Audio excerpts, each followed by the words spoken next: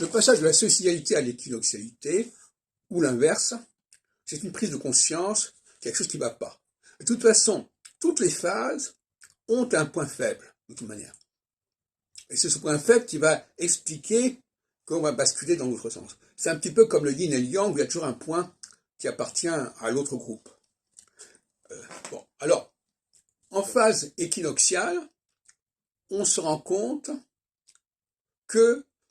malgré une culture commune, quelque part, on a des modes de fonctionnement différents. On a une façon d'appréhender intellectuellement, mentalement, je dirais même cérébralement les choses autrement. Mais inversement, quand on passe en phase solsticiale,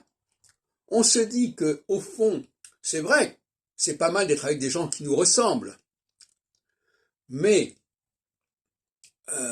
donc des gens du même sexe, de même race, de même tout ce qu'on voudra, mais le bagage culturel de la surconscience, c'est-à-dire ce qu'on maîtrise le mieux au niveau de la parole, de l'expression, des signaux, tout ça, ça n'est pas résolu par l'équinoxialité.